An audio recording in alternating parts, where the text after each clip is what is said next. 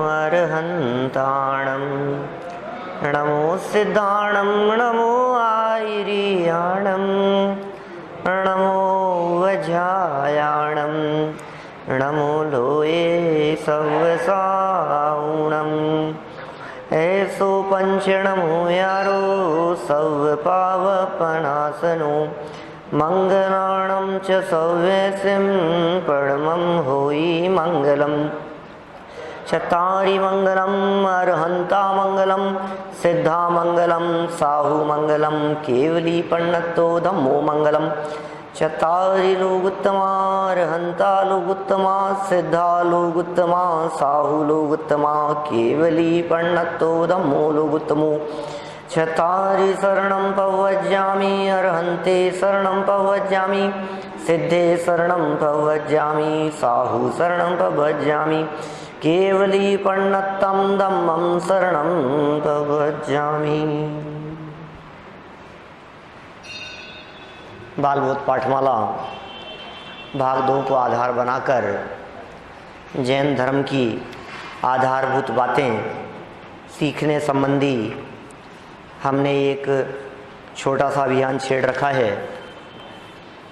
छोटी छोटी सी बातें यदि हम सीख लेंगे तो जनागम के बड़े बड़े ग्रंथों को पढ़ने में सुविधा रहेगी, आसानी रहेगी। इस संदर्भ में हम बहुत सारे विषयों की चर्चा कर चुके हैं। कषाय, पाप, इसके अलावा भी दिनचर्या, देवदर्शन की विधि, नमोकार महामंत्र, चत्तारी मंगल पाठ आदि बहुत विषयों की चर्चा की। और एक विषय को मैं आज वापस आप लोगों के सामने थोड़ा सा ध्यान आकर्षित कराना चाहता हूँ, जिसका नाम था जीव और अजीव। यद्यपि आज प्रसंगानुसार अपने को चर्चा करनी है 4 गतियों के संदर्भ में। पाठ का नाम है गतियाँ, 5वां पाठ है। गति शब्द तो सुना है हमने सबने, अनेक बार सुना है। गति गति गति। अभी गति होता क्या है? गति कहते किसको है? गति का स्वरूप क्या है? कितनी होती है गतियां? उस गति की परिभाषा क्या है? माने जब तक हम इसकी थोड़ी सी गहराई में नहीं जाएंगे तब तक वो मर्म ही समझ में नहीं आएगा। कितना भी बार गतियों शब्द का प्रयोग करते रहो। हम लोग कौन सी गति के जीव हैं? मुझे मालूम है सभी स्वाध्यायी आत्मार्थी फटाफट ये कह देंगे हम मनुष्य हैं, हम मनुष्य गति के हैं। यहाँ कुछ रहस्यों की तरफ ध्यान आकर्षित किया जाएगा। गहराई से समझना, हम मनुष्य हैं या हम जीव हैं, नक्की करो पहले। तुम मनुष्य हो या तुम जीव हो? कौन है हम? मनुष्य। बात तो यहां से शुरू हुई, बात तो उन पंक्तियों से शुरू की गई जो पंक्तियां हमने अनेक बार बोली है और अनेक बार सुनी है। जिन मंदिर से हम सब बाहर निकले हैं पूजन करके, और पूजन करने वालों ने ये पंक्तियां कभी न बोली और न सुनी हो, यह बात तो असंभव जैसी दिखती है। कौन सी पंक्ति से बात शुरू हुई? पिता और पुत्र का संवाद है। पुत्र ने पूछा, पिताजी आज मंदिर में सुना कि चारों गति के माही प्रभु दुख पायो मैं घणो। ये चारों गतियां क्या है जिनमें दुख ही दुख है? आपने बोली है पंक्तियां, चारों गति के माही प्रभु दुख पायो मैं घणो, मारी दीन तणी सुन वीनती। कहां पढ़ी है सारी लाइनें? आदिनाथ भगवान की पूजन, आदिनाथ भगवान की पूजन की जयमाला की ये बहुत प्रसिद्ध पंक्तियां हैं, जिसमें हमने ये बात अनेक बार पढ़ी सुनी है। लेकिन यदि आपसे ये पूछा जाए कि ये गतियां कौन सी हैं, चारों गति के माई, तो शायद नाम कईयों को नहीं पता। उन गतियों का क्या स्वरूप है, उन गतियों में कौन रहता है, कौन से जीव कौन सी गति में आते हैं, गति की परिभाषा क्या है, गति कहते किसको हैं? बोलो, जानते हैं हम लोग गति किसे कहते हैं? ये देखो यहाँ इन्होंने बात प्रारंभ की। बेटा, गति तो जीव की अवस्था विशेष को कहते हैं। ये गति की परिभाषा याद रखना। परिभाषाएं याद रखने के ऊपर मैं शुरू से जोर दे रहा हूँ। यदि आप परिभाषाएं याद नहीं रखेंगे तो अपना ये कोर्स पूरा हो जाने के बाद भी वही हाल जैसे पहले थे। जीव की परिभाषा, अजीव की परिभाषा, तीर्थंकर की परिभाषा, भगवान की परिभाषा, वीतरागी की परिभाषा, सर्वज्ञ किसे कहते हैं, पाप की परिभाषा, कषाय किसे कहते हैं, मिथ्यात्व की परिभाषा, राग द्वेष की परिभाषा, याद है क्या सब? हैं थोड़ी थोड़ी तो मुझे मालूम है सबको निकल रहा है, थोड़ी थोड़ी तो पूरी तो नहीं लेकिन थोड़ी थोड़ी तो होगी। सब याद करते जाइए। गति किसे कहते हैं, परिभाषा दोहराएंगे सब यहाँ। गति किसे कहते हैं? जीव की अवस्था विशेष को गति कहते हैं। बोलिए, हार जाओ पीछे रिपीट करना। जीव की अवस्था विशेष को गति कहते हैं। जीव की अवस्था विशेष को गति कहते हैं। समझ में आई क्या कुछ बात? ये गति जिसे हम कह रहे हैं, ये गति जीव नहीं है, एक अवस्था है, एक विशिष्ट अवस्था का नाम गति है।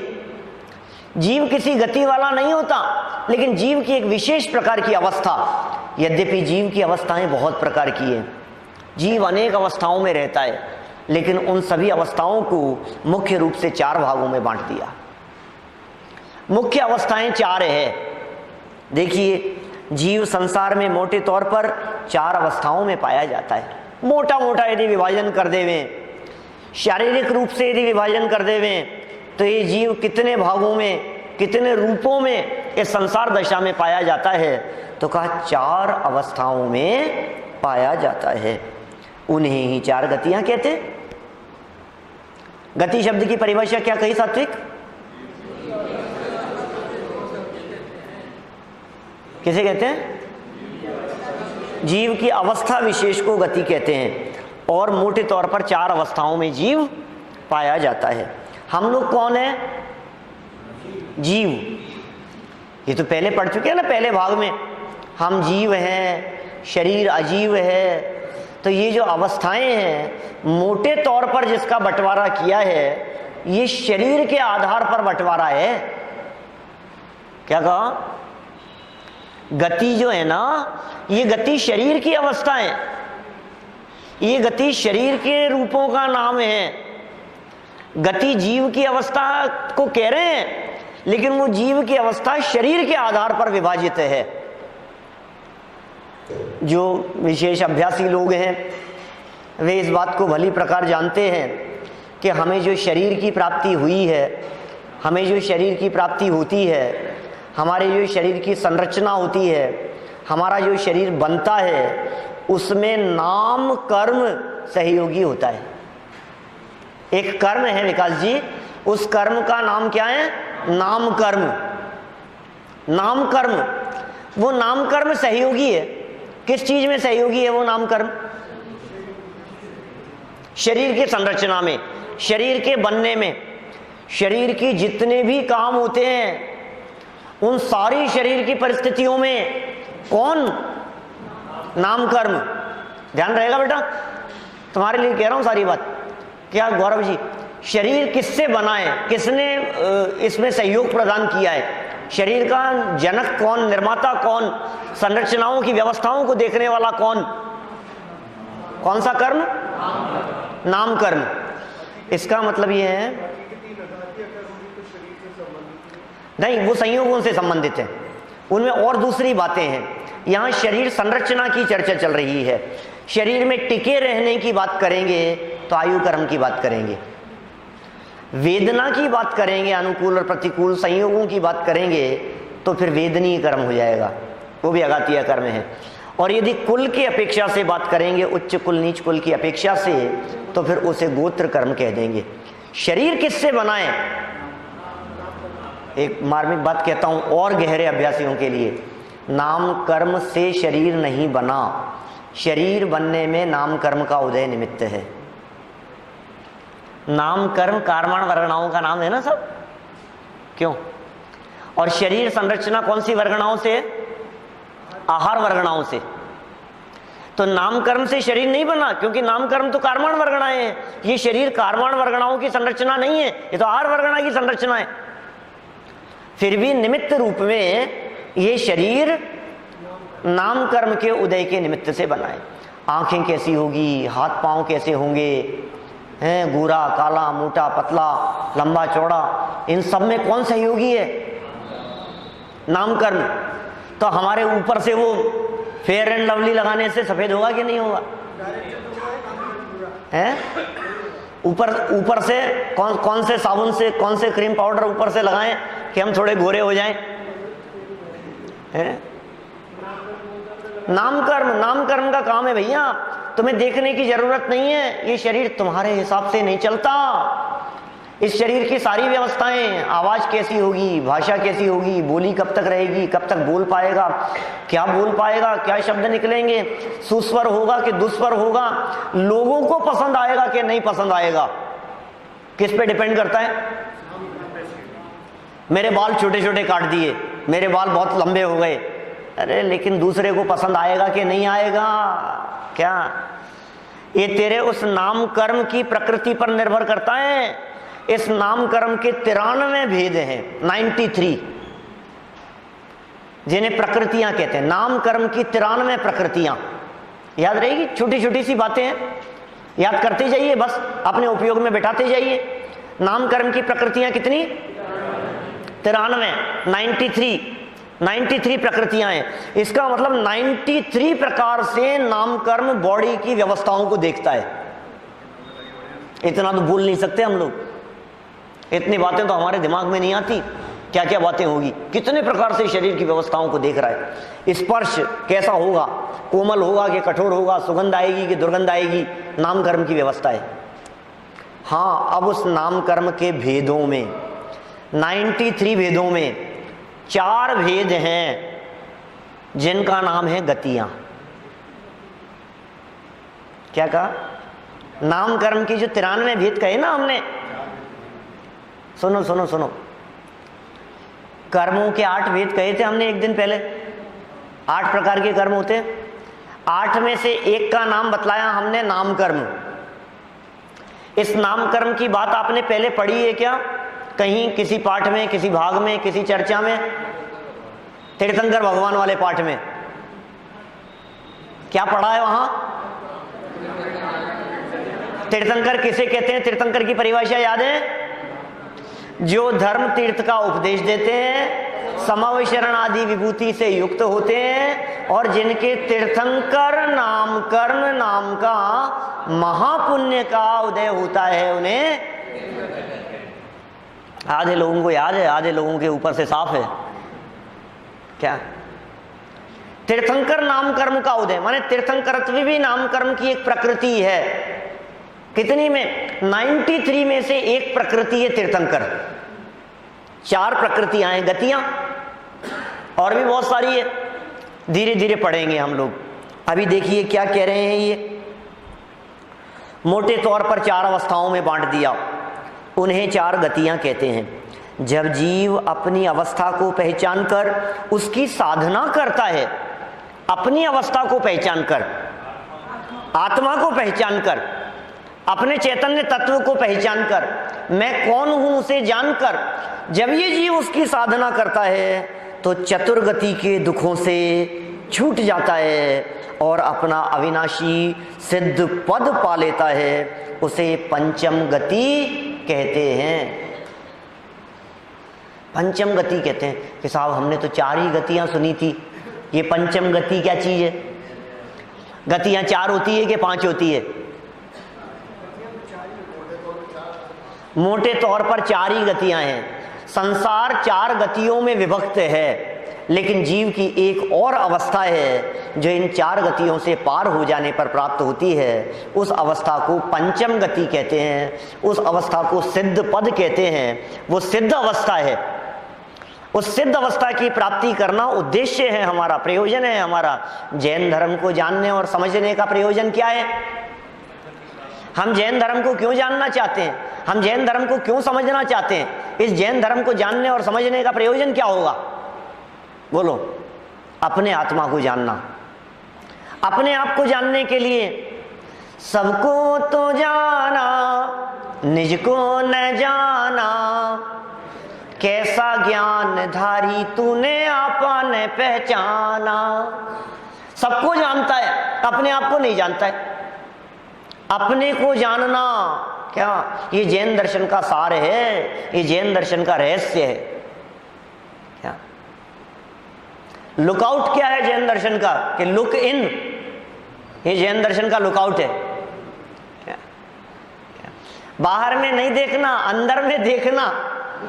क्या लुक इन, अंदर में देखना, ये जैन दर्शन का दृष्टिकोण है। ये जैन दर्शन की पद्धति है, जैन विधि है, ये जैन परंपरा है ये। और जब ये जीव अपने आप को जानता है, अपने आप को पहचानता है, जीव अजीव की पहचान करता है और उसमें जीव मैं हूं ऐसा जानकर जब उसमें समा जाता है, जब उसमें लीन हो जाता है, तो फिर अविनाशी पद की प्राप्ति होती है। उसे कौन से परमेष्ठी कहते हैं? सिद्ध परमेष्ठी। ऐसे पद की प्राप्ति हो जाती है जो पद अविनाशी है, शाश्वत है, जो पद कभी नहीं छूटेगा। उस पद का नाम सिद्ध पद, उसे पंचम गति कहते हैं। चलिए, वे चार गतियां कौन कौन सी है? चार गतियों के नाम। यहां है कोई ऐसे जिनको चार गतियों के नाम नहीं आते हो? ऐसा तो कोई नहीं है ना सभा में। चार गतियों के नाम तो सबने सुने हैं ना, सब जानते हैं ना चार गतियों के नाम कौन से हैं? बच्चा नहीं जानता था। मनुष्य, तिर्यंच, नरक और देव। बोलेंगे एक बार? पहली, दूसरी, फिर मनुष्य, तिर्यंच, नरक और देव। ये क्या है? गतियां। किसकी गतियां हैं? जीव की अवस्था विशेष है। जीव गति रूप नहीं होता, ये समझना। देखो नीचे कह रहे हैं, मनुष्य तो हम तुम भी है ना। हम तुम कौन है? मनुष्य है ना हम तुम। पिता, हम मनुष्य गति में हैं। सुनना, बहुत मार्मिक लाइन कह दी है। हम मनुष्य गति में हैं, अतः मनुष्य कहलाते हैं। वैसे हैं तो हम तुम भी आत्मा। हम तुम मनुष्य नहीं है, हम तुम जीव हैं, हम तुम आत्मा है भाई। अपने आप को पहचानो, अपने आप को मनुष्य मत समझना। अच्छा, यदि ये जीव मनुष्य हो गया होता तो क्या होता? बताओ। हमेशा मनुष्य ही रहता, एक जवाब। दूसरा जवाब क्या हो सकता है? मनुष्यत्व छूटने के साथ साथ जीव भी नष्ट हो जाता। जीव यदि मनुष्य हो गया तो मनुष्य खत्म हुआ तो जीव खत्म। लेकिन जीव कभी मनुष्य होता नहीं है। क्या? क्षण मात्र के लिए, कुछ समय के लिए, अल्प समय के लिए, कुछ वर्षों के लिए इस जीव को मनुष्य अवस्था की प्राप्ति होती है। कहते किसको ये मनुष्य? मनुष्य गति किसे कहें? चारों की परिभाषाएं याद करनी है, चार गतियों की परिभाषाएं। जब कोई जीव कहीं से मरकर, पुनर्जन्म के बीज डाल दिए हैं यहां पर, जब कोई जीव कहीं से मरकर मनुष्य गति में जन्म लेता है, अर्थात मनुष्य शरीर धारण करता है, तो उसे मनुष्य कहते हैं। क्या इसका मतलब? मनुष्य किसे कहें? मनुष्य गति की क्या परिभाषा है? सुनना, ध्यान देना, परिभाषा जो याद करनी है। जब कोई जीव कहीं से मरकर मनुष्य शरीर धारण करता है तो उसे मनुष्य गति कहते हैं। शरीर धारण करता है, मनुष्य शरीर की प्राप्ति हुई, मनुष्य बन गया। ये शरीर है, एक विशेष प्रकार की शरीर संरचना है जिसे मनुष्य कहकर के पुकारा जाता है। जिसके इस प्रकार की संरचना होगी वो सब मनुष्य है। जिसके इस प्रकार का शरीर होगा वो सब मनुष्य है, उन्हें मनुष्य कहते हैं। अच्छा, तो हम मनुष्य गति के जीव हैं। गाय, भैंस, घोड़ा आदि किस गति में है? वो भी तो जीव है ना। तो कहा वे तिर्यंच गति के जीव हैं। पहचान पा रहे हैं आप? तिर्यंच गति के जीवों को पहचानते हैं? चार गतियों के नाम बतलाए अभी यहां।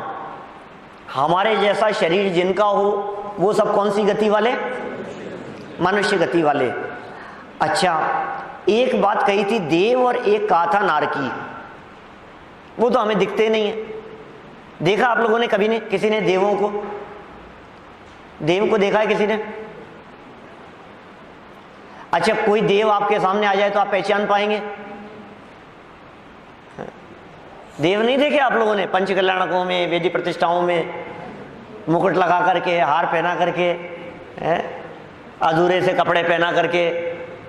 वो सब देव नहीं होते वो लोग। देवों का चित्र बनाओ अपने दिमाग में तो कैसा चित्र बनता है? देवों के बारे में हमने कल्पना कर रखी ऐसा ऐसा कुछ होता होगा, देखा नहीं लेकिन किसी ने। और नारकी कैसे होते होंगे? हैं? देखो, देवों के संदर्भ में आगे एक चित्र दिखाया है और नारकियों का चित्र इसी पेज पर नीचे दिखाया है। ऐसे होते हैं नारकी, ऐसे होते हैं देव। वो तो हमें दिखते नहीं हैं, इसलिए अभी उनको तो छोड़ दो। देव भी नहीं दिखते, नारकी भी नहीं दिखते, मनुष्यों को हम पहचानते ही हैं। अब जो तिर्यंच शब्द है, तिर्यंच वास्तव में तिर्यक से बना है। तिर्यंच जो तिरछे होते हैं, जो आड़ी गति है, उसका नाम है तिर्यंच गति। हम मनुष्य गति के जीव जिस तरह से दो पैरों पर खड़े होते हैं, तिर्यंच गति के जीव वैसे दो पैर पे खड़े नहीं होते, वो आड़े होते हैं। उनके जो हाथ होते हैं ना, वो हाथ और दो पांव दोनों ही जमीन पर होते हैं, ऐसे तिरछे होते हैं वो। तो ऐसी तिरछी अवस्था की प्राप्ति किनको होती है? जिनके परिणाम तिरछे होते हैं, जिनके भाव तिरछे होते हैं, वे तिरछी अवस्था की प्राप्ति करते हैं। कि साहब समझ में नहीं आया हमारे को कि उमा स्वामी आचार्य ने तत्वार सूत्र में लिखा, माया तिर्यक योनस्य। मायाचार के फल में, छल कपट के फल में, धोखाधड़ी की, बेईमानी की, किसी को बेवकूफ बनाया, किसी को लूट लिया, किसी के साथ में कुछ ना कुछ छल किया है, यदि हमारे द्वारा किया गया है तो कौन सी अवस्था की प्राप्ति होगी? कौन सा शरीर मिलेगा? तिर्यंच, तिरछा। अब चूंकि ये मायाचारी के परिणाम अनगिनती प्रकार के हैं क्या, इसलिए जो शरीर मिलता है मायाचार के फल में वो भी अनगिनती प्रकार का है, एक प्रकार का नहीं है। हमने कहा मनुष्यों को आप पहचानते हैं, नारकी और देव आपको दिखते नहीं है। अब मनुष्यों के अलावा जो कुछ भी आपको जीव दिखते हैं, शरीरधारी दिखते हैं, प्राणी दिखते हैं, आप उन सब के लिए एक शब्द का प्रयोग कर सकते हो, वे सब तिर्यंच गति वाले हैं। क्या? गाय भैंस तिर्यंच गति, कुत्ता बिल्ली, अच्छा पक्षी, कबूतर, चिड़िया वगैरह सब तिर्यंच गति। और मक्खी मच्छर वो भी, और तितली वगैरह। और यदि थोड़ा सा नीचे उतरो तो कीड़े मकोड़े और खटमल और मकड़ी और छिपकली हैं, सब तिर्यंच गति के जीव हैं। और लट आदि सब तिर्यंच गति के जीव हैं। छोटे छोटे से जीव जो चलते फिरते हुए इधर उधर दिखाई देते हैं, चींटियां वगैरह, ये सब क्या हैं? सब तिर्यंच गति के जीव हैं। और पेड़ पौधे क्या? पेड़ पौधे जीव हैं क्या? जीव हैं। कौन से जीव हैं? पेड़ जीव है क्या? जीव है, पहले ये बताओ। जीव है ना, पेड़ जीव है, यही पढ़ाया था आपको, हैं? सब पानी फेर दिया आपने। याद करो 15 दिन पहले की क्लास। पेड़ जो दिखाई दे रहा है वो पेड़ का शरीर है, वो अजीब है, और उसके अंदर, उस पेड़ के अंदर कुछ रहने वाला तत्व है, वो जीव है। जो आंखों से दिख रहा है वो जीव नहीं है, उस शरीर के अंदर रहने वाला एक तत्व है, वो जीव है। हवा, पानी, अग्नि, हाथी, ये सब क्या है? कौन सी गति के जीव हैं? यदि ये पूछा जाए तो जवाब क्या होगा? तिर्यंच गति के जीव हैं। ठीक है, देखो पढ़ते हैं यहाँ कैसी बातें कह रहे हैं। हाँ देखिए, वे तिर्यंच गति के जीव हैं। कौन? गाय भैंस घोड़ा आदि।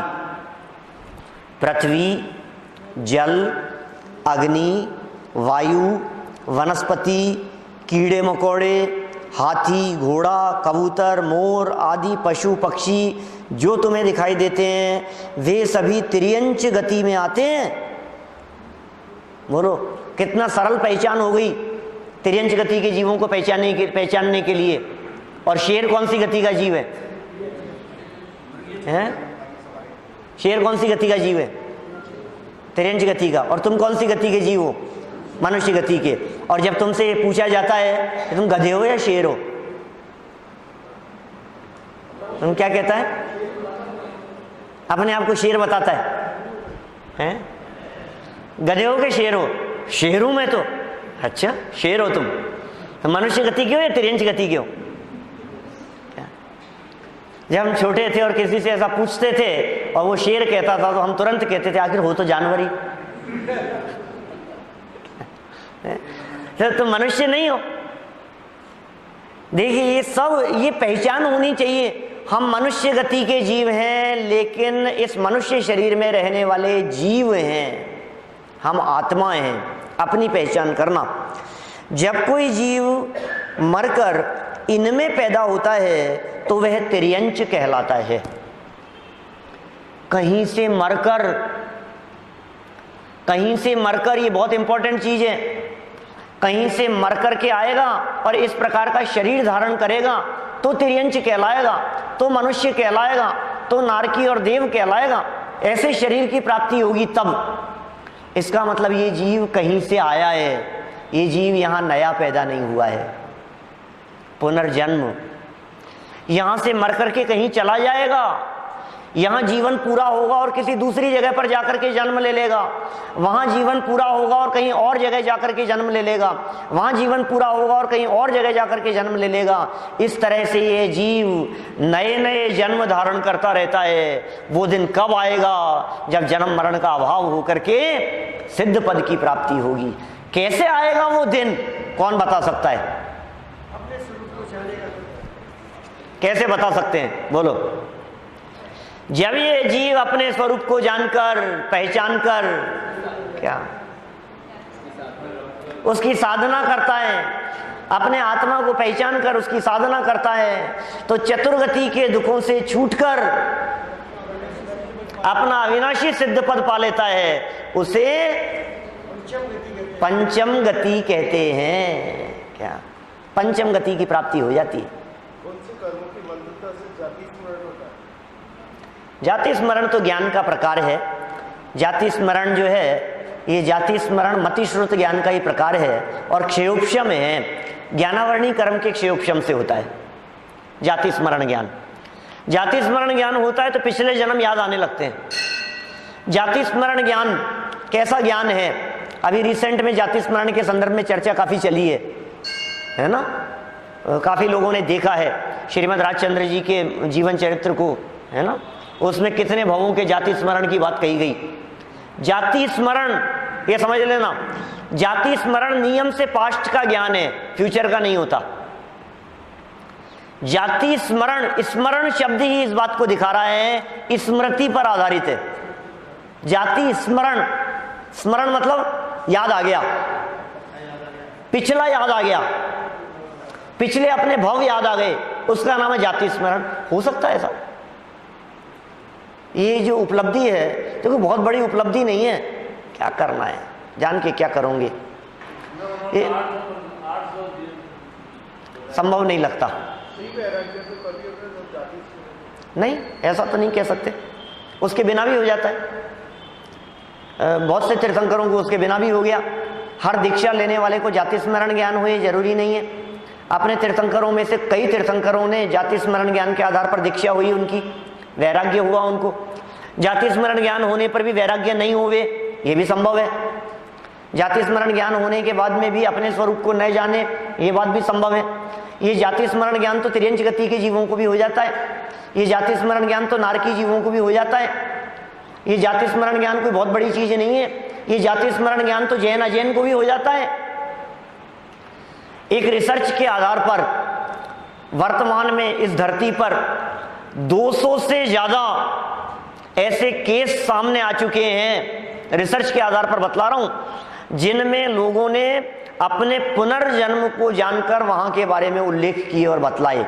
नेट पर सर्च करेंगे तो आपको सारी बातें मिलेगी, इंटरनेट पर, गूगल पर देखना। 200 से ज्यादा घटनाएं ऐसी घट चुकी है इस धरती पर। ये डेटा तो मैं 10-15 साल पुराना बतला रहा हूं, 10 साल कम से कम 15 साल पुराना।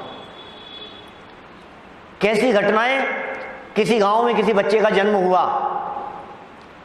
जन्म होने के बाद साल 2 साल बाद में जब वो बच्चा बोलने लगा तो ऐसी ऐसी बातें कहने लगा जो बातें बिल्कुल अद्भुत थी।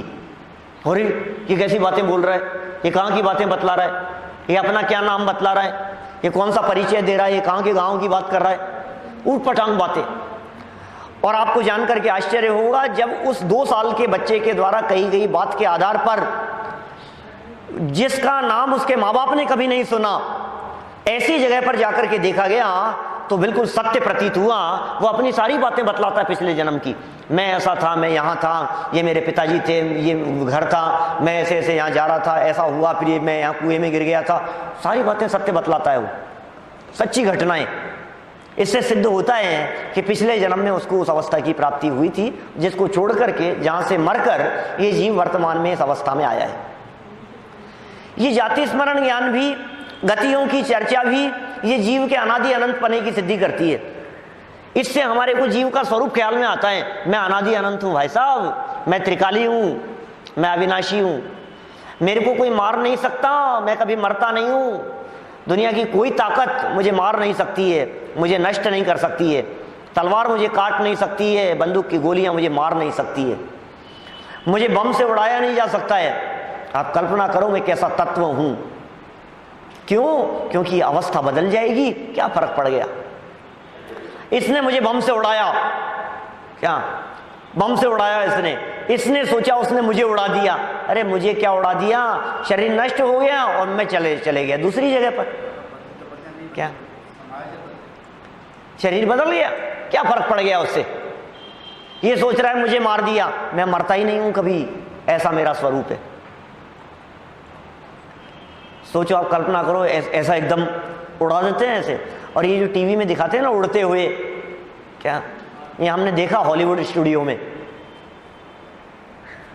अमेरिका में, ऑरलैंडो में, वहाँ डिज्नी में, वहाँ उसका ऐसा दिखाते हैं सारा सब। तो वो उसमें हमारे को जैसे घूमते हुए किसी जगह पर बैठे, तो जहाँ हम जाकर के बैठे उन्होंने हमको शूट किया और फिर वहाँ से हमारे को ले गए अंदर एक ट्रेन में और वहाँ मूवी दिखाई और उस मूवी में हमको बैठा हुआ दिखाया। अब बैठा हुआ दिखाने के बाद में एक विस्फोट हुआ और मर गए एकदम। ये क्या हुआ? उस विस्फोट के अंदर चिथड़े उड़ गए। ये क्या हुआ? ये ऐसे दिखाते हैं टीवी में। तो असली तो है नहीं वहां, ये सब नकली है काम। ऐसे ही हम कह रहे हैं जो तुम्हें मरता हुआ दिखाई दे रहा है वो मरा ही नहीं है। असली काम तो ये जिसको मरता हुआ दिखाया जा रहा है वो तो निकल करके कहीं दूसरी जगह चला गया है। आप समझ रहे हो कि मर गया है। जीव कभी नहीं मरता, अवस्थाएं बदलती रहती है। शरीर की विशिष्ट प्रकार की अवस्था उसे गति कह करके पुकारा गया है। हम सब मनुष्य गति में हैं, लेकिन यदि अपने आप को मनुष्य ही मानते रहेंगे तो शायद उस तत्व की उपलब्धि नहीं हो पाएगी जो जनागम का रहस्य है। इसलिए अपने आप को मनुष्य मानना छोड़ो, अपने आप को तिर्यंच मानना छोड़ो। तिर्यंच और मनुष्य आदि से भिन्न जो तिर्यंच अवस्था में भी है, जो मनुष्य अवस्था में भी है, जो सदा काल है, जो इस देह रूपी देवालय में विराजमान है, ऐसा चैतन्य तत्व, ऐसा आत्मा, वो मैं हूं, उसे पहचानो। समझ में आ रही है बात? 4 गतियों में सबसे ज्यादा जीव कौन सी गति में? तिर्यंच गति में। एक इंद्रिय भी तिर्यंच गति में है। पृथ्वी का एक, जल का एक, अभी कहा ना, पृथ्वी भी एक इंद्रिय में है, जल का एक भी एक इंद्रिय जीव है, अग्नि का एक, वायु का एक, वनस्पति का एक, यहां तक कि निगोदिया जीव, 2 इंद्रिय जीव, 3 इंद्रिय जीव, 4 इंद्रिय जीव। एक इंद्रिय से लेकर 4 इंद्रिय तक के जीव तो सभी 100%। क्या बेटा? एक इंद्रिय से लेकर कौन सी इंद्रिय तक? 4 इंद्रिय तक के जीव तो सभी नियम से तिर्यंच गति के ही होते हैं।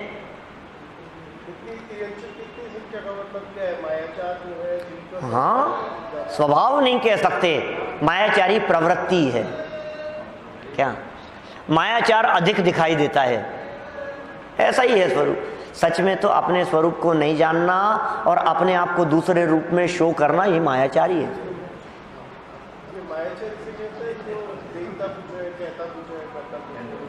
उसे मायाचारी कहते हैं। बात सही है। मायाचार की जब परिभाषा की बात करते हैं तो यही कहते हैं, मन में कुछ, वचन में कुछ और कहे और कुछ, उसका नाम है मायाचारी। लेकिन क्या ऐसी बातें हमारे दिलो दिमाग में नहीं चलती रहती है? सोच लो कहाँ की तैयारी है। चारों गतियों में सबसे ज्यादा दुख कौन सी गति में है? दुख नहीं, दुख की अवस्थाएं। छेड़ाला पढ़ाते समय हमने बतलाया था, छेड़ाला पढ़ते समय पहली ढाल में किस बात का वर्णन है भाई साहब? चारों गतियों के दुखों का, यही पढ़ाया था। 15 दिन पहले कहीं भूल गए क्या? तो इतने महीनों पहलों का किसको याद होगा? पहली ढाल में 4 गति के दुखों का वर्णन यही तो पढ़ा है साहब हमने। क्या बात कर रहे हो साहब, आप ऐसा कैसे कह रहे हो? छेड़ाला खोल करके दिखा दें आपको। आप दौलत राम जी की छेड़ाला की बात कर रहे हो ना? क्या उसकी पहली ढाल में तो 4 गति के दुखों का वर्णन है साहब। हमने तो पढ़ी है पूरा अच्छी तरह से। आपने नहीं पढ़ी है, आपने गलत फहमी से पढ़ी है। आपने उसको पढ़ने की जो स्टाइल होती है उससे नहीं पढ़ा। क्या बात कर रहे हो? सुनना, वापस सुनना वो प्रवचन तो समझ में आएगा आपको। छेड़ाला की पहली ढाल में 4 गति के दुखों का वर्णन नहीं है, क्योंकि 4 गतियों में कहीं भी दुख नहीं है। तो फिर किस बात का वर्णन है? 4 गति में ये जीव कैसे कैसे दुख भोगता है, भुगतता है, उन सब परिस्थितियों का वर्णन है। क्या फर्क समझना भैया। जीव और अजीव को पहचान लोगे तो ये बारीक बातें समझ में आएगी। ये मूल बातें ख्याल में आनी चाहिए।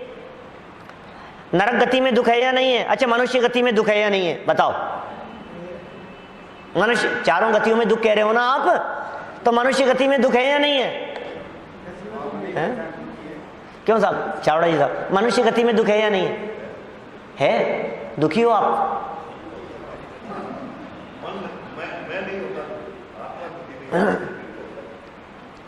भाई ये जो है ना, चारों गतियों में ये परिस्थितियां हमारे को ऐसी लगती है जिनकी वजह से हम दुखी हो जाएं। ये चारों गतियों की परिस्थितियों का वर्णन किया है। तिल तिल करे देह के खंड, असुर भिड़ावे दुष्ट प्रचंड, सिंधु नीर ते प्यास न जाए, तोपण एक न बूंद लहाए। सारा वर्णन किया है। तिर्यंच गति का वर्णन करते हुए कहा, छेदन भेदन भूख प्यास, भार वहन हिम आतप त्रास, बद बंधन आदिक दुख घने, कोटि जीव ते जात न भने। वर्णन किया है बहुत। मनुष्य गति के भी दुखों का वर्णन किया।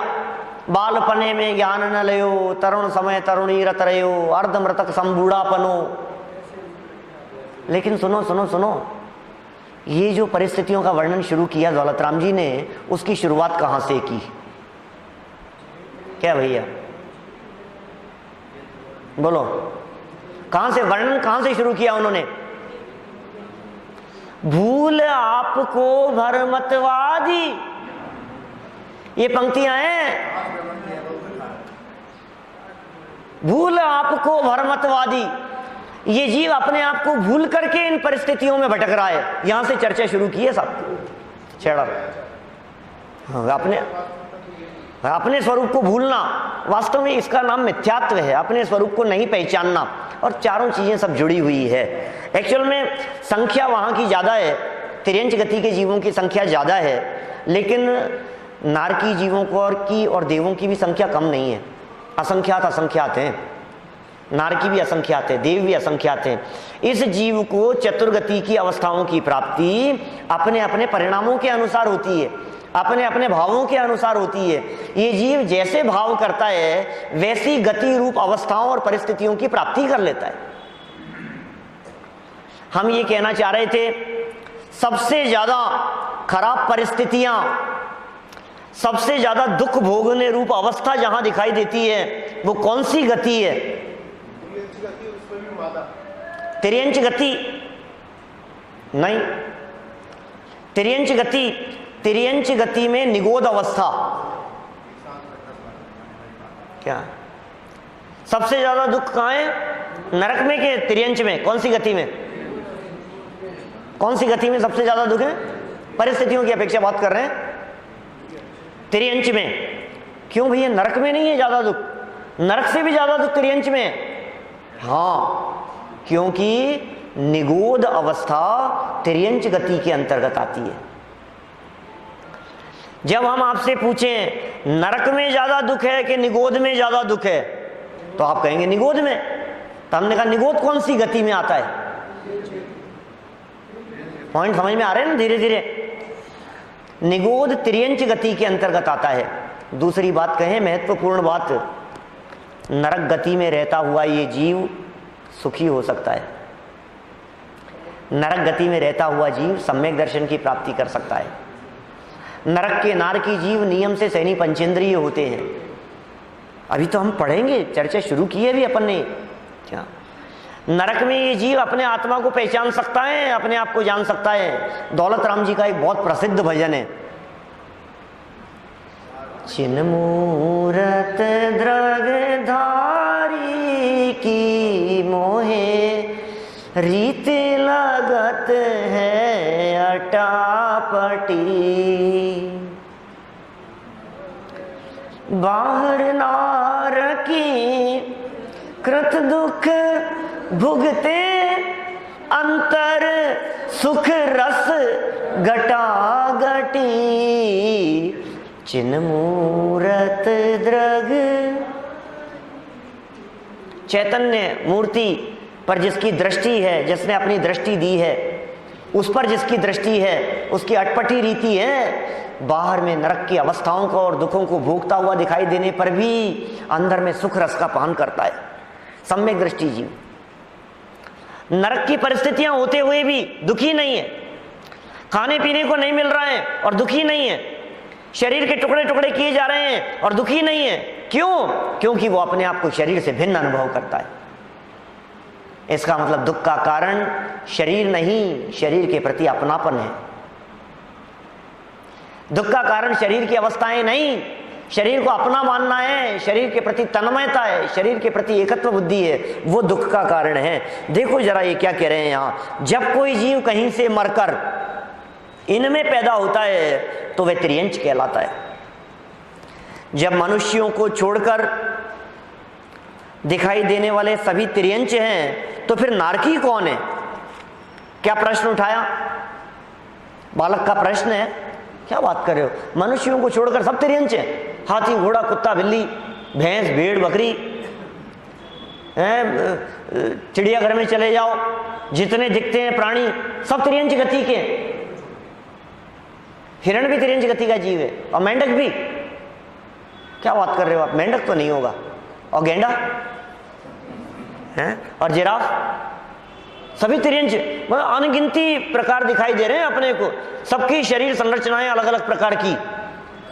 गधा भी त्रियंच गति जीव का, और समझ लो आप चूहा भी त्रियंच गति का जीव, बिल्ली भी त्रियंच गति का जीव। ये कह रहे हैं यहां कहीं से मरकर।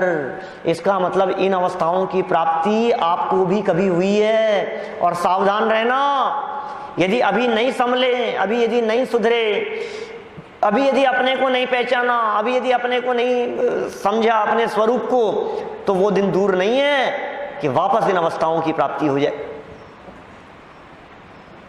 अवस्थाएं बदलती रहती है।